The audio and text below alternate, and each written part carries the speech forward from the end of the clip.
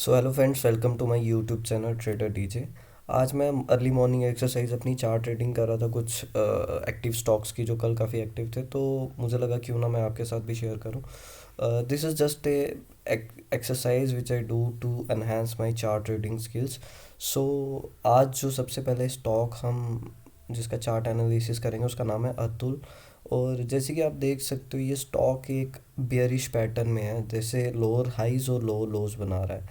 तो जैसे आप यहाँ देख सकते हो उसके अपने प्रीवियस हाई को ये कभी भी सरपास नहीं कर रहा और नए नए लोज बनाई जा रहा है। तो ऐसे स्टॉक में मैं 200 मूविंग एवरेज का भी मैंने पहले वीडियो बनाया है, तो मैं उसके हिसाब से आपको बता देता हूँ कि 200 मूविंग एवरेज को मैं यूज़ करता हूँ as a benchmark to decide whether I want to go long in this stock और I want to go short in this stock. अगर वो स्टॉक 200 मूविंग एवरेज अपनी ब्रीच करता है तो मैं उसमें शॉर्टिंग अपॉर्चुनिटीज़ ढूंढता हूँ। अगर वो उसके ऊपर के लेवल्स पे ट्रेड कर रहा है तो मैं उसमें लॉन्ग की अपॉर्चुनिटीज़ ढूंढता हूँ। जैसे कि आप देख सकते हो अतुल जो स्टॉक है वो अभी अपने 200 मूविंग एवरेज से नीचे है, तो मैं इसमें लॉन्ग तो करूँगा नहीं। और अब इसमें अगर मैं जाऊंगा तो शॉर्ट जाऊंगा। शॉर्ट कब जाऊंगा? जब ये अपने प्रीवियस लोस को ब्रेक करेगा। इसका प्रीवियस लो कौन सा है? इसका प्रीवियस लो है 7833। अगर ये इस लो को तोड़ता है तो मैं इसमें shorting with small stop loss ढूंढूंगा। तो अतुल मेरे लिए लॉन्ग कब होगा? अतुल मेरे लिए लॉन्ग होगा, एक तो 200 है मूविंग एवरेज इसको तोड़नी पड़ेगी जो है 8752, और दूसरा अपना प्रीवियस हाई इसको तोड़ना पड़ेगा जो है 8904। दोनों में से जो हाइयर होगा मैं उसके साथ जाऊंगा। तो मेरे लिए ये 8904 का लेवल जो है वो इम्पॉर्टेंट है फॉर माई पोजिशनल ट्रेड्स। अगर मैं कोई इंट्राडे या फिर स्कैल्पिंग की अपॉर्चुनिटी ढूंढ रहा हूँ तो this is a perfect opportunity. जैसे आप देख सकते हो यहाँ पे एक ये डब्ल्यू पैटर्न बना रहा है, तो बट ये शॉर्ट टर्म अपॉर्चुनिटी है क्योंकि इसका बड़ा ही नियर लेवल्स पे आगे जाके इसको रेजिस्टेंस मिलने वाला है, तो मैं इसको बहुत ही शॉर्ट एंड क्रिस्प रखूँगा अगर मैं इसमें एक बाइंग मतलब एक बाय ट्रेड इनिशिएट करूँगा तो। और इसको मैं फॉलो करूँगा स्ट्रिक्ट स्टॉप लॉस के साथ। देन हमारा सेकंड स्टॉक जो है वो है कैनरा बैंक। ये भी कल काफ़ी एक्टिव रहा है स्टॉक।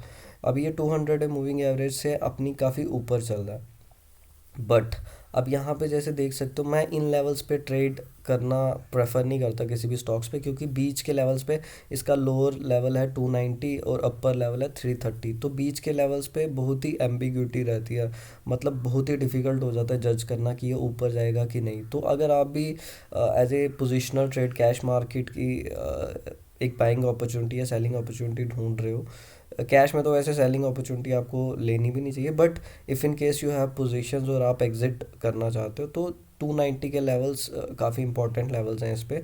और 330 के लेवल्स एक बाइंग अपॉर्चुनिटी आपको देंगे अगर ये उससे ऊपर क्लोज होता है। इन बिटवीन मैं थोड़ा सा इसको अवॉइड करूँगा क्योंकि इन बिटवीन कन्फ्यूजन है, मुझे पता ही नहीं है मेरा स्टॉप लॉस कहाँ है, या मुझे मतलब रिस्क रिवॉर्ड थोड़े फेवरेबल नहीं रहते, तो कोई भी डिसाइसिव मूव नहीं आएगा इसमें। तो कैनरा बैंक अभी के लिए मैं अवॉइड करने बोलूँगा। अगर 330 के लेवल्स पे ब्रीच करता है और विद गुड वॉल्यूम्स और वहाँ क्लोजर भी देता है 330 के ऊपर, डे एंड क्लोजिंग देता है, तो आप इसको ऐड कर सकते हो 330 के स्टॉप लॉस के साथ।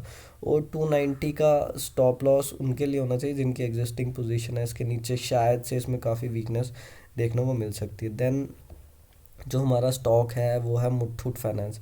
मुथूट फाइनेंस अगर आप देखोगे ये डेली टाइम फ्रेम पे देख रहा हूँ मैं, ये 200 मूविंग एवरेज अगर किसी की पोजीशन होगी उसने 1447 के लेवल पे, जैसे कि मैंने आपको बताया कि उसके नीचे मैं शॉर्ट की अपॉर्चुनिटी ढूंढता हूँ और अगर मेरी कोई एग्जिस्टिंग पोजीशन हो तो मैं उसको एग्जिट करना प्रेफर करता हूँ। तो आप यहाँ पे देख सकते हो 1440 के लेवल्स पे इसने 200 मूविंग एवरेज ब्रीच किया। तो देन इन्हीं लेवल्स पे आके इसने रेजिस्टेंस फाइंड किया। देन अगेन आप इतना अगर आपने यहाँ से शॉर्ट किया होता तो आप कम से कम 1440 से 1000 के लेवल्स तक आप इसको कैप्चर कर सकते थे।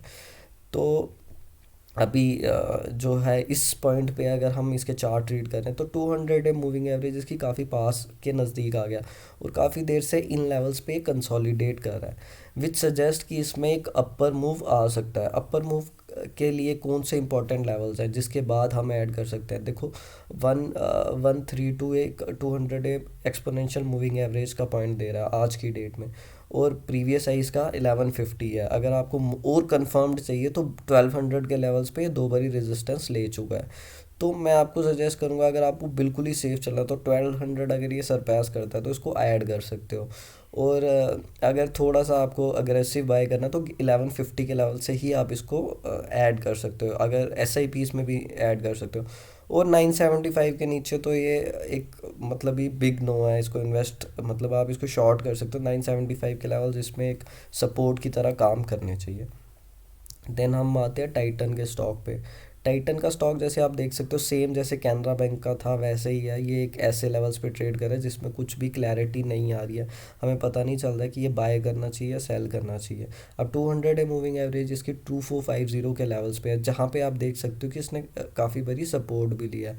2400 के लेवल्स पे एक बारी सपोर्ट लिया, देन 2450 के लेवल पे एक बारी सपोर्ट लिया, और 2450 के लेवल पे दो बारी ये सपोर्ट ले चुका है। 200 डे मूविंग एवरेज भी कहीं यहीं पे आ रही है।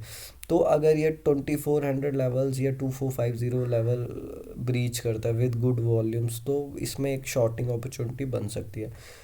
2800 या 2650 इसका प्रीवियस आई है, या 2600 यहाँ पे प्रीवियस आई है। तो अगर ये इधर डब्ल्यू पैटर्न या कुछ कंटिन्यूशन पैटर्न बनाता है तो फिर हम इसमें एक बाइंग अपॉर्चुनिटी ढूंढ सकते हैं। बट इन बिटवीन मैं आपको अवॉइड करने को बोलूँगा, यहाँ पे काफ़ी ज़्यादा स्टॉक क्या पता काफ़ी 6 महीने इन्हीं लेवल्स पे कंसोलिडेट करता रहे, फिर एक अपर मूव दे या फिर वीकनेस आके नीचे आ सकता है। बट इन लेवल्स पे आप ट्रेड इसमें अवॉइड कीजिए। देन हम आते हैं सन फार्मा में। सन फार्मा में आप देख सकते हो हायर लेवल्स पे ऑल टाइम हाई पे ट्रेड कर रहा है। 1050 के लेवल्स पे रेजिस्टेंस है, यहाँ पे इसने एक डब्ल्यू पैटर्न बना के नीचे की साइड ब्रेक डाउन दिया था। 1000 के लेवल पे एक सपोर्ट है। देन आपने देखा था कि 980 के लेवल्स पे इसने फिर से सपोर्ट लेके एक अपवर्ड जर्नी स्टार्ट करी। अब लेकिन इसमें वो जो मोमेंटम है और जो स्ट्रेंथ है वो दिख नहीं रही है अब, और अपर लेवल से काफ़ी रेजिस्टेंस ले ही जा रहा है। तो 980 के लेवल्स काफ़ी इंपॉर्टेंट लेवल्स हो सकते हैं इसमें शॉर्ट करने के। अगर किसी की एग्जिस्टिंग पोजीशंस हैं तो आई रिकमेंड कि 940 के लेवल एक बहुत स्ट्रॉन्ग रेजिस्टेंस है, वहाँ तक आप वेट कर सकते हो। और 930 भी हमारा 200 मूविंग एवरेज भी 930 के लेवल सजेस्ट कर रहा है। तो 930 टू 940 एक अच्छा ट्रेल कर सकते हो, अगर आप प्रॉफिट में हो तो 930 टू 940 के लेवल्स तक आप वेट कर सकते हो। इससे नीचे मैं एक्सपेक्ट नहीं कर रहा हूँ इसको गिरने का। और एक हेल्दी करेक्शन स्टॉक कभी भी जाता है तो ये थोड़ी सी करेक्शन इसमें हम एक्सपेक्ट करते ही हैं। तो सन फार्मा 940 के लेवल्स एक इम्पॉर्टेंट लेवल है, और 1060 1050 के ऊपर अगर ये क्रॉस किया तो ही हम इसको ऐड करेंगे। Then comes S B I card. S B I card काफ़ी देर से इन्हीं लेवल्स पे कंसोलिडेट कर रहा है। अब 200 डे मूविंग एवरेज ये अपनी तोड़ चुका है नीचे की साइड पे, और एक बेयरिश ट्रेंड बना रहा है जिसमें लोअर लोज और लोअर हाइज बना रही है। 800 के लेवल पे रेजिस्टेंस लेके एक फिर से डाउनवर्ड जर्नी स्टार्ट कर रहा है, और अगर ये 770 के लेवल्स ब्रीच करता है तो इसमें काफ़ी गिरावट देखने को मिल सकती है। अब इसमें अगर ऐड करना है तो मैं सेम प्रीवियस आई एस का 850 के लेवल्स का 200 मूविंग एवरेज भी वही सजेस्ट करिए। बट जब ये 200 मूविंग एवरेज को ब्रीच करेगा तो इसको अपर साइड पे काफ़ी रेजिस्टेंस मिलने वाली है। 900 के लेवल्स पे एक रेजिस्टेंस है, 975 के लेवल्स पे रेजिस्टेंस है। तो आप इसमें अभी हम थोड़ी देर वेट कर सकते हैं, डाउन साइड का ट्रेड हम ले सकते हैं अगर 775 ये ब्रीच करता है और अच्छी बड़ी रेड कैंडल्स ये बनाता है। 775 के लेवल्स पे ये सपोर्ट भी ले सकता है, तो थोड़ा सा इसमें केयरफुली ट्रेड कीजिए क्योंकि ये कंसोलिडेशन एरिया है इसके लिए। और 975 के लेवल्स 975 1025 इन लेवल्स के ऊपर एक बड़ा अप मूव हमें इसमें देखने को मिल सकता है। इसको 6 महीने भी लग सकते हैं, साल भी लग सकता है इन लेवल्स को ब्रीच करने के लिए। But S B I card अगर आप उसमें रडार पे है तो 1025 इसमें काफ़ी इंपॉर्टेंट लेवल्स है। Then comes H D F C A M C. H D F C A M C अगर हम देखेंगे तो ये भी सेम जैसे एस बी आई कार्ड का चार्ट है, ऑलमोस्ट आइडेंटिकल चार्ट बना रहा है जस्ट। बट ये अभी 200 मूविंग एवरेज के ऊपर ट्रेड कर रहा है। आप जैसे देख सकते हो यहाँ पे इस पे 2500 के लेवल से काफ़ी एक गिरावट आई थी, वहाँ से इसने बेरिश पैटर्न फॉलो किया था। अब 2400 से 2500 के लेवल बहुत इंपॉर्टेंट लेवल्स हैं इसमें, और 200 मूविंग एवरेज ये ब्रीच कर चुका है। 2300 के बाद आप प्रीवियस हाई जो है ऐड कर सकते हो इसको। इन एस आई पीज़ ऐड कीजिए, सारा एक साथ ऐड मत कीजिएगा। 2300 देन आप देखिए कैसे रिस्पॉन्ड कर रहा है 2400 लेवल्स पे, देन 2500 लेवल्स पे। अगर 2500 लेवल्स ब्रीच करता है तो आप इसमें ऑल मतलब अच्छा स्टेक ले सकते हो, और हमें काफ़ी इसमें बड़ा अप मूव मिल सकता है। Then come City Union Bank. City Union Bank काफ़ी देर से इस एरिया में कंसोलिडेट कर रहा था, बट अभी रिसेंटली जो फॉल आया था निफ्टी बैंक निफ्टी में, उसमें ये एक काफ़ी नीचे के लेवल्स पे ट्रेड करा और इसने अपने 200 डे मूविंग एवरेज पे सपोर्ट लिया। और प्रीवियसली अगर आप देखोगे 165 के लेवल्स पे काफ़ी देर कंसोलिडेट किया था, तो वो सेम लेवल्स पे इसने एक सपोर्ट लिया।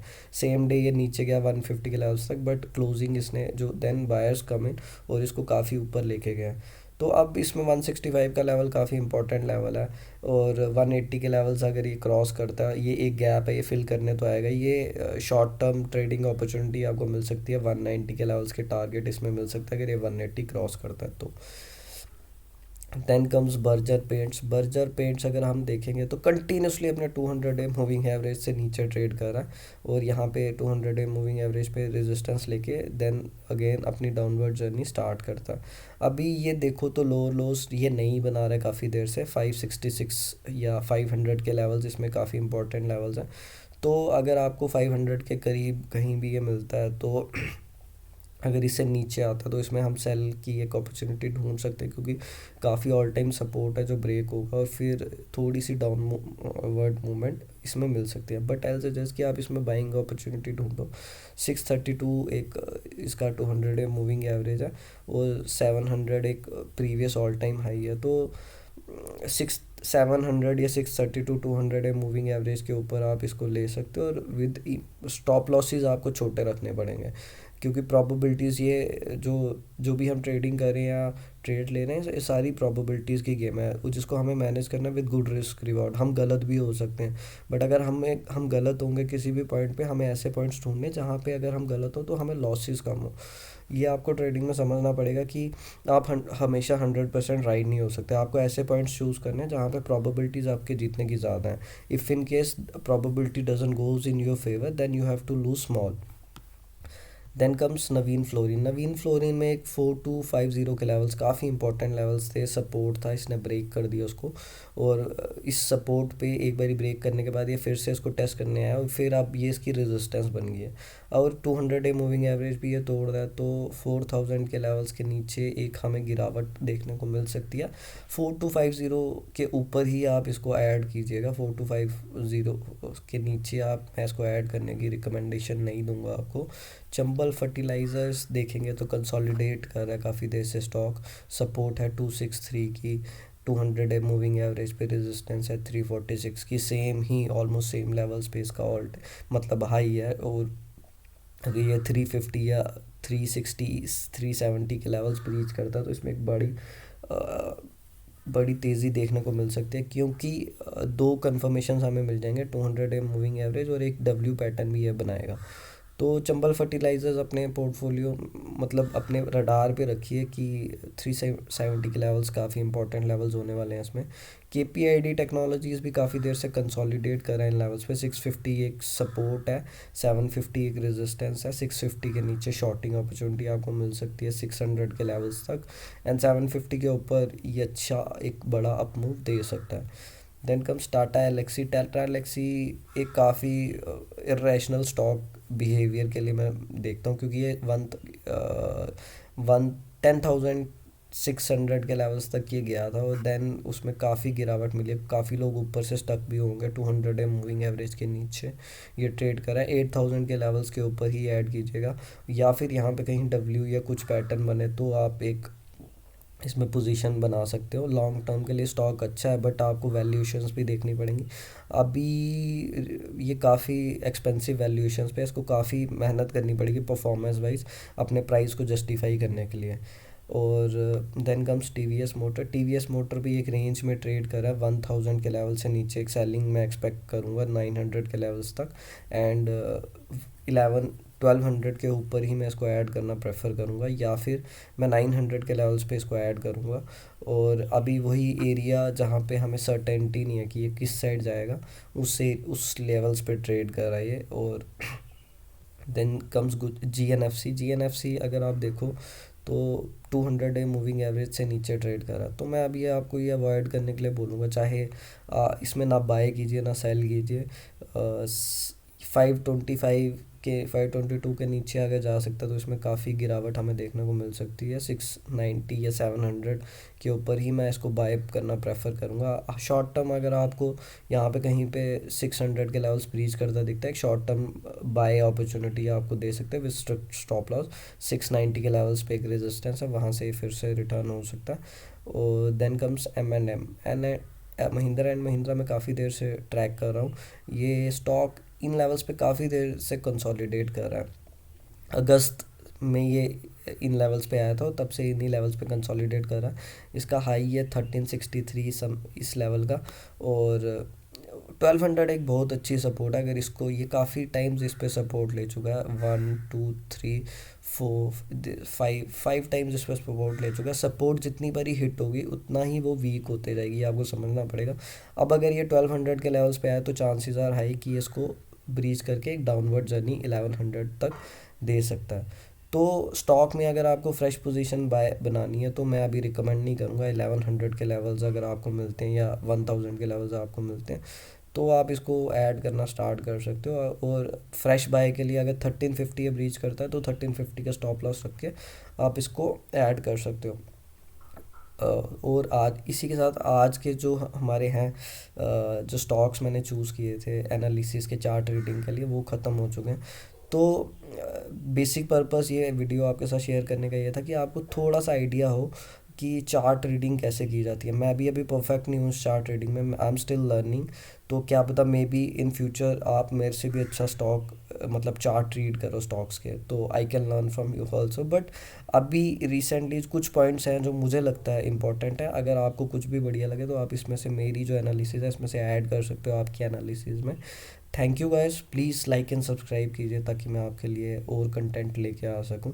वीडियो थोड़ा लंबा है क्योंकि अगर आपको किसी को कुछ सिखाना है तो इट टेक्स टाइम। मैं शॉर्ट्स में आप कुछ छोटे वीडियोस बना के अच्छा कंटेंट देना थोड़ा मुश्किल हो जाता है। तो प्लीज़ बेयर विद मी, और again I will request you to like and subscribe. Thank you.